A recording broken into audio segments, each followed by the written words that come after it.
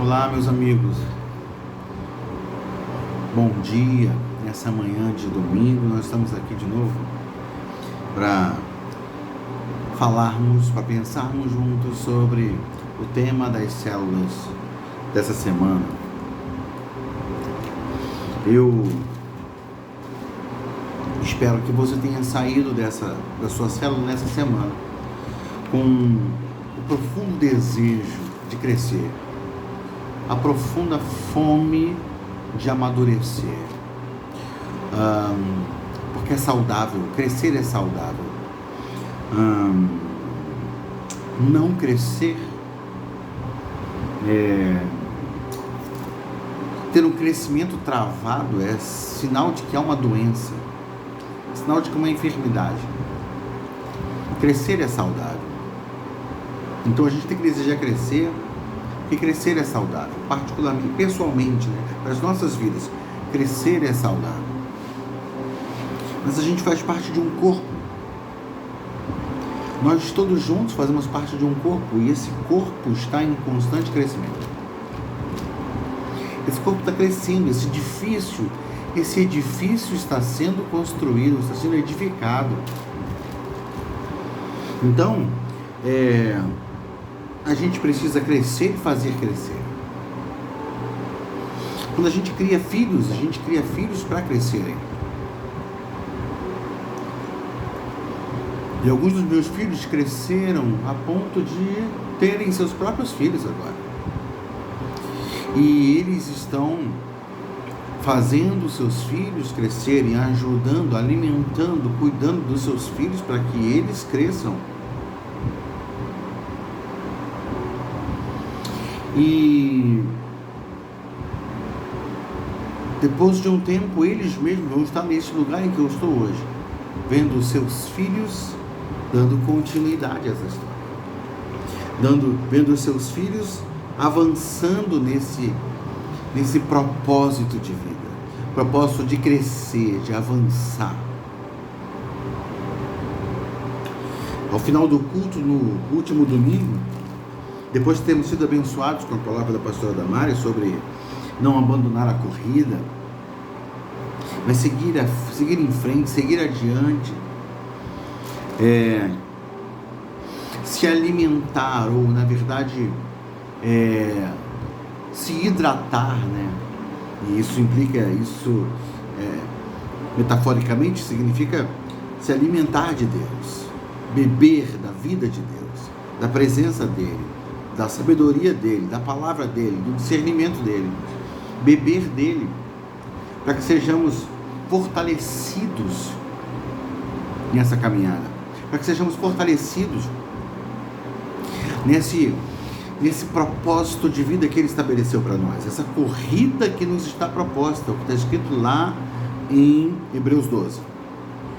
Para que possamos correr a corrida que nos está proposta, a gente tem que se desvencilhar de tudo que nos impede, de tudo que faz a nossa vida pesar. Nosso corpo está pesado. Então, a gente tem que se desvencilhar dessas coisas, para que a gente possa correr e avançar. E a gente terminou cantando: vou avançar, eu vou crescer, ninguém vai me deter, meu alvo é Cristo. Nossas células tocaram nesse assunto, falaram da importância disso, falaram que na igreja, dentro da igreja, tem 3 tipos de crentes: aqueles que são os filhinhos, aqueles que chegaram há pouco tempo, aqueles que já avançaram, estão começando a ter vitórias na sua vida, estão começando a vivenciar a palavra de Deus e vencer o diabo em suas próprias vidas, estão amadurecendo, tendo experiências. E aqueles que são pais, que não podem parar de crescer, mas já tem condições de cuidar, de conduzir, de guiar, são referência. Mas o nosso desejo não é que todos sejam para sempre filhinhos. Uma igreja de filhinhos é uma igreja fraca, frágil. Os filhinhos precisam avançar, precisam crescer, precisam amadurecer, precisam ter vitórias, precisam comprovar nas suas próprias vidas o poder da palavra de Deus. Quando a gente não cresce, sabe o que que acontece? A gente sempre espera que alguém faça aquilo que é responsabilidade nossa fazer. Às vezes algumas pessoas insistem em não crescer, não amadurecer. E a gente, quando lida com um adulto, com cabeça de criança, com atitude de criança, é complicado, é difícil. Alguém que não quer assumir suas responsabilidades de adulto, de homem feito, de pessoa amadurecida. Então, essa pessoa terceiriza suas responsabilidades. Nós vivemos uma geração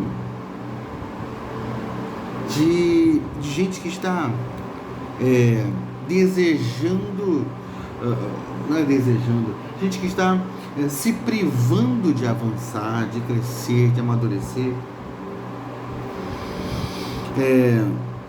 Às vezes, circunstancialmente, a gente avança em idade, continua na casa dos nossos pais.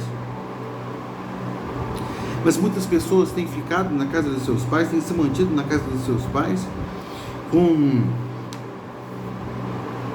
certa idade ainda, porque estão acostumados a um lugar de dependência, alguém que solucione as coisas, alguém que pague as contas, alguém que resolva as questões. E Deus está desafiando a igreja do Senhor a não agir nesse conformismo. A gente não pode esperar que as pessoas façam as coisas por nós, a gente não pode esperar que o pastor busque a Deus por nós, que os irmãos e as irmãs do Ministério de Oração orem por nós, intercedam por nós, que os teólogos de plantão estudem a Bíblia por nós. A gente precisa assumir o nosso papel, o nosso lugar nessa história e ser diligente em fazer o que compete a nós fazermos, para o nosso próprio crescimento. E o estudo da célula dessa semana fala exatamente sobre isso. Nós somos capacitados para amar e servir, então amemos e servimos, amemos e sirvamos. Aqui o texto está dizendo para a gente que muitas vezes a gente deixa para os líderes e pastores a responsabilidade de cuidar e fazer crescer, como se eles estivessem mais capacitados do que nós para fazer esse papel. Então, como é que as pessoas na igreja crescem? Crescem quando são estimuladas e encorajadas pelo pastor, pelo supervisor, pelo líder de célula, também, obviamente. Mas não são essas pessoas as únicas capacitadas para ajudar as pessoas a crescerem. Na verdade, essas pessoas, elas têm um papel importante no crescimento da igreja, sim. Mas o papel é de equipar todos os santos. Olha o que diz as Escrituras lá. Olha o que diz, né? Olha o que diz as Escrituras lá. Em Efésios capítulo 4, a partir do verso 11. Diz aqui que ele designou alguns para apóstolos, outros para profetas, outros para evangelistas e outros para pastores e mestres. Então, fala de 5 ministérios aqui: apóstolos, evangelistas, profetas,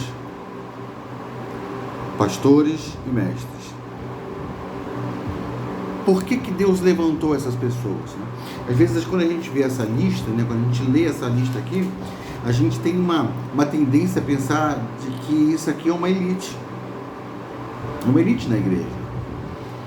São uma minoria na igreja que tem um chamado especial.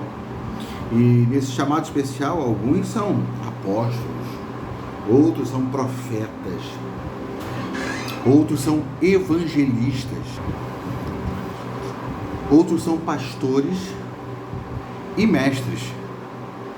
Então você pensa no mestre, o camarada que tem aquela capacidade de ensinar, que tem faculdades exercitadas para o ensino. Aquele pastor que a gente pensa que a gente traduz o pastor, a gente acha que o pastor é o cara que tem o rótulo, né, o adesivo, né, quase que tem nas pastor, né? Essa pessoa especial, especialmente preparada, especialmente designada para fazer uma série de coisas. Então a gente pensa nessa lista como uma lista que fala da elite da igreja. Só que, mesmo que a gente imaginasse que esse grupo representa a elite da igreja, qual é a grande função, qual é a principal responsabilidade desse grupo de pessoas que, ao nosso ver, são pessoas seletas? Eu não estou concordando com esse raciocínio, não, só estou caminhando assim dentro dessa perspectiva. Se são pessoas seletas, tá bom. Qual é o grande propósito dessas pessoas? Está escrito aqui o propósito. Com o fim de preparar os santos para a obra do ministério, para que o corpo de Cristo seja edificado. Então, o propósito do desenvolvimento, da operação desses ministérios dentro da igreja, é que todos os santos sejam preparados para a obra do ministério. Todos os santos, cada crente em Cristo Jesus está sendo preparado para a obra do ministério. Você que está me ouvindo, exatamente você, está sendo preparado para obra, para operar nesse ministério. Cada um de nós. Os ministérios que foram relacionados aqui antes disso, todos trabalham com esse propósito. Então, o conhecimento do mestre não é para dar status a ele. O conhecimento do mestre não é para colocá-lo num pedestal de importância dentro da igreja. É um mestre. O conhecimento dele é para despertar você. É para te ajudar a entender o seu lugar. A iluminação do profeta não é para destacá-lo no sentido de torná-lo assim especial em detrimento dos outros. Alguém que está mais próximo de Deus, alguém que ouve mais claramente os pensamentos, os desejos da vontade de Deus, o coração de Deus. Ninguém tem lugar de destaque nessa relação com Deus. Todos nós temos acesso à presença dele igualmente.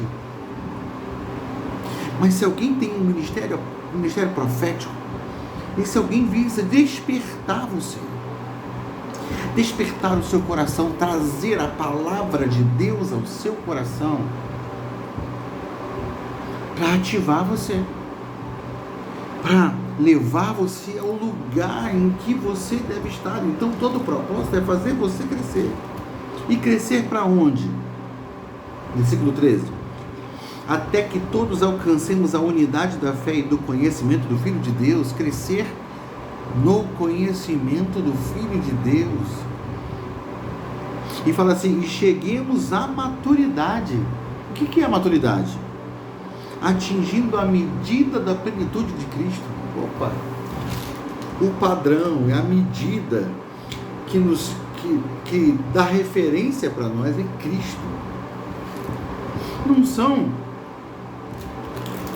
Não é o profeta em si mesmo, não é o evangelista em si mesmo, não é o pastor em si mesmo. Eles são referência, mas não são referência em si mesmo. Eles são referência enquanto permaneçam espelhando a glória e o caráter de Cristo Jesus.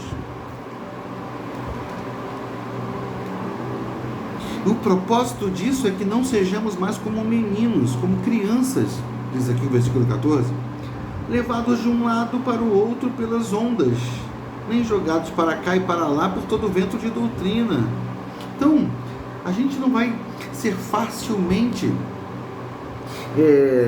tirado da posição, porque fomos fundamentados pelo ministério daqueles que se dispuseram nas mãos do Senhor a servir para a nossa edificação, a trabalhar para a nossa edificação, para o nosso fortalecimento.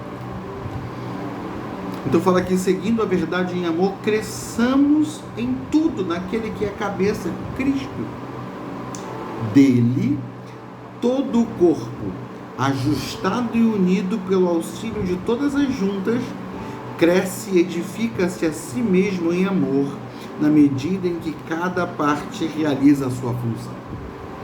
Cada parte realiza a sua função. Alguns membros podem se destacar em importância no nosso organismo, no nosso corpo, né? Eu, muito provavelmente, né? Eu vou dizer, eu certamente dou muito mais valor ao meu olho, né? A minha visão, do que ao meu dedinho do pé. A bem da verdade, eu não quero perder nenhum dos dois. Mas se tivesse que escolher perder um, eu perderia o dedinho do pé e manteria a minha visão intacta.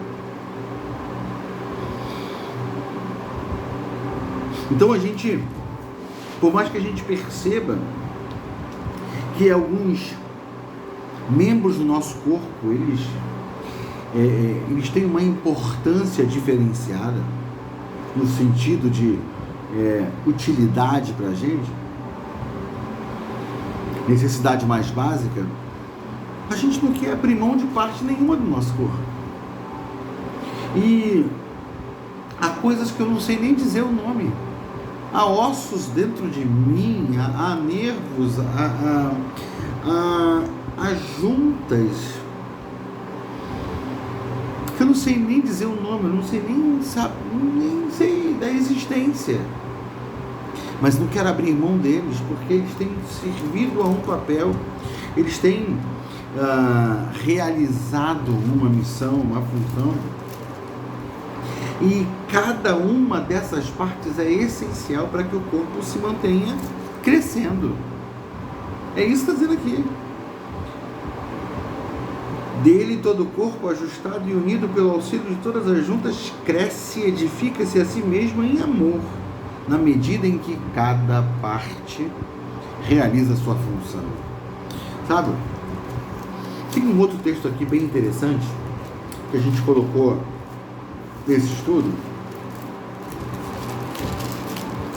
Está lá em Romanos capítulo 12, a partir do verso 4. Se no outro texto de Efésios lhe parece que aquela lista é uma lista que fala de elite, vamos ler essa daqui, ó. Romanos 12, do 4 ao 8. Assim como cada um de nós tem um corpo com muitos membros, e esses membros não exercem todos a mesma função, assim também em Cristo, nós, que somos muitos, formamos um corpo e cada membro está ligado a todos os outros. Temos diferentes dons de acordo com a graça que nos foi dada. Se alguém tem o dom de profetizar, use-o na proporção da sua fé. Se o seu dom é servir, sirva. Se é ensinar, ensine. Se é dar ânimo, que assim faça. Se é contribuir, que contribua generosamente. Se é exercer liderança, que a exerça com zelo.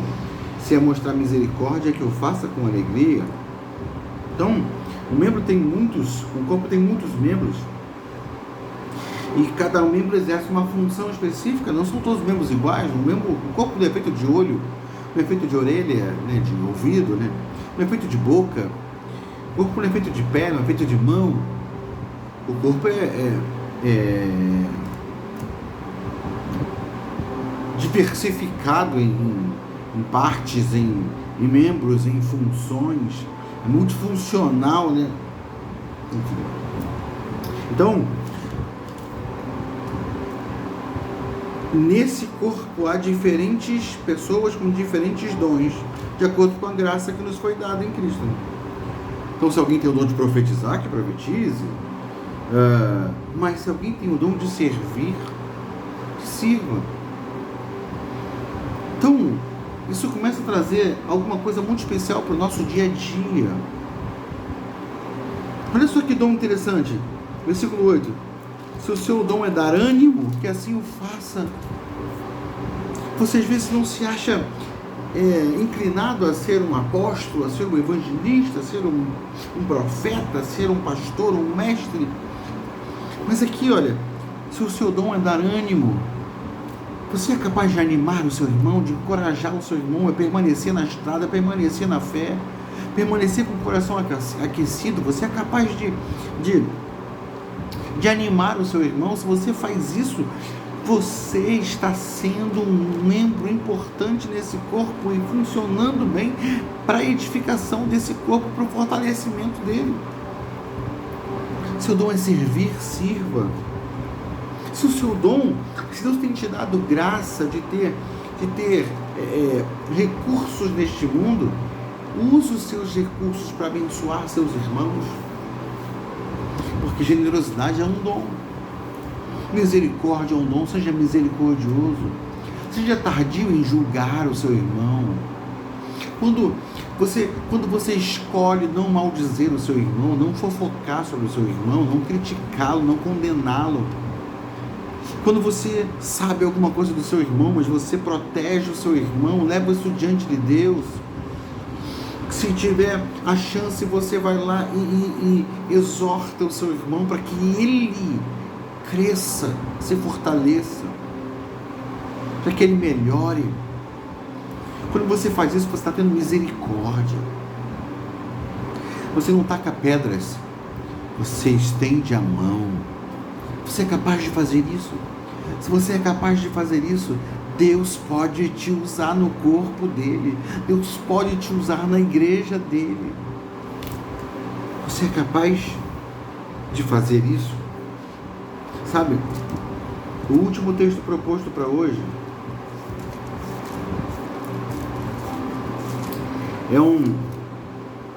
fala do propósito de Deus de reprogramar a nossa mente. Está em Colossenses 3, a partir do verso 12. Diz assim, olha: portanto, como povo escolhido de Deus, santo e amado, revistam-se de profunda compaixão, bondade, humildade, mansidão e paciência. Revistam-se disso. Ele fala assim, olha, como povo escolhido de Deus, o que você tem que fazer? Se revestir de amor, de compaixão, de bondade, de humildade. Por quê? Porque a coisa principal que você vai fazer como povo de Deus é lidar com os seus irmãos. É fazer irmãos através da pregação do Evangelho, atraindo pessoas a Cristo. Torná-los seus irmãos e discipular essas pessoas, edificar a fé delas, consolidar a fé delas. Então, o texto continua dizendo: suportem-se uns aos outros e perdoem as queixas que tiverem uns contra os outros. Perdoe como o Senhor perdoa vocês. Acima de tudo, porém, revistam-se do amor, que é o elo perfeito. Então, Paulo está dizendo assim: revistam-se de profunda compaixão, de bondade, de humildade. Para quê? Para que vocês sejam capazes de suportar uns aos outros, de perdoar as queixas uns dos outros, de se conectar uns com os outros, se conectarem uns com os outros no elo perfeito que é o amor. E diz: mas que a paz de Cristo seja juiz em seu coração, visto que vocês foram chamados para viver em paz como membros de um só corpo, e sejam agradecidos. Tem muita gente que gosta de falar desse versículo, a paz de Deus seja juiz sobre o nosso coração, ou seja, quando eu gosto de usar esse texto para situações em que você clama por alguma coisa, você pede algo ao Senhor, você pede uma palavra de Deus, você sente paz e você entende que essa paz é o árbitro em nossos corações. Se eu sentir paz é porque Deus está nisso. Bom, esse texto não está falando exatamente disso. Essa palavra não é de todo errada. Deus nos dá paz em relação a muitas coisas Em relação, inclusive, a coisas que a gente não tem, humanamente falando, segurança nenhuma, mas ele traz paz ao nosso coração. E essa paz é realmente um sinal de que ele está falando com a gente pode confiar. Mas o que o texto está dizendo aqui é que a paz de Cristo. Qual é a paz de Cristo? A paz de Cristo é a conexão que ele fez entre nós. Em Efésios vai dizer que de ambos os povos ele fez um, ou seja, judeus e gentios. Ele fez um só povo. Aqueles que estavam fora da aliança tiveram acesso à aliança em Cristo Jesus, não aquela velha aliança, mas uma nova aliança que conectou os povos num povo só, fez de todos os povos um só homem em Cristo, um novo homem em Cristo. Então, que essa paz, a paz de Cristo que nos conecta nele, seja o juiz em nosso coração. Se alguma coisa está dentro de você dizendo que há uma separação em relação ao seu irmão, que há uma divisão em relação ao seu irmão, que a paz seja o juiz. Se não a paz, lute por essa paz. Se não a paz, lute por essa paz. Jesus diz assim, olha, se você vai entregar sua oferta no altar e lembra que tem alguém que tem algo contra você, não para a sua oferta ali. Vai se reconciliar primeiro, depois você entrega a sua oferta. Versículo 16 diz, habite ricamente em vocês a palavra de Cristo, ensinem e aconselhem-se uns aos outros com toda a sabedoria, e cantem salmos, hinos e cânticos espirituais com gratidão a Deus em seu coração. Você pode cantar com seu irmão? Então você pode edificá-lo, você pode cuidar dele, você pode aconselhar o seu irmão, então você pode ajudar no crescimento dele. Tudo o que fizerem, seja em palavra, seja em ação, faça-no em nome do Senhor Jesus Cristo, por meio dele, dando por meio dele graças a Deus Pai. Tudo que nós fazemos é em Cristo, é por Cristo e é para Cristo. Que você se sinta desafiado a viver uns aos outros nesse nível, trabalhando pelo fortalecimento do seu irmão. Pergunte ao seu irmão como está a vida de oração dele. Se ele disser que não está conseguindo orar, ajude-o. Ajude-o a fortalecer sua vida de oração. Ajude-o a fortalecer a sua comunhão com Deus através das Escrituras. Ajude-o a conhecer o seu chamado, o seu ministério. Ajude-o. Esse é o nosso chamado em Deus. Cada um de nós tem a função de fazer esse corpo crescer e se fortalecer e avançar. Não negligencie isso. Assuma o seu lugar. Cresça. Não seja mais filhinho. Se torne um jovem. Se torne ousado. Se fortaleça no Senhor. Vença Satanás. Mas não pare por aí. Continue. Se torne um pai. Um pai que tem o conhecimento de Deus mais amplo, porque ele conhece aquele que é desde o princípio. Mas como pai, não pare de crescer. Porque a gente nunca consegue avançar perfeitamente em todos os aspectos. Talvez em algumas áreas da minha vida eu ainda seja um filhinho. Em outras áreas da minha vida eu já seja um pai. Em algumas áreas eu ainda estou aprendendo a vencer. O que eu não posso é parar de crescer. O que eu não posso é empurrar minha vida com a barriga. Eu preciso ter fome e sede de Deus. Como diz o texto que a gente leu lá no primeiro estudo desse mês. Pedro dizendo para nós: buscai ardentemente o leite espiritual, para por ele crescerdes. Para por esse leite crescer. Deus te abençoe, meu querido. Deus te fortaleça. Que Deus abençoe sua célula nessa semana. Que seja uma semana de crescimento e maturidade para todos nós. Deus abençoe você. Deus te fortaleça. Boa semana. Bom crescimento. Em nome de Jesus.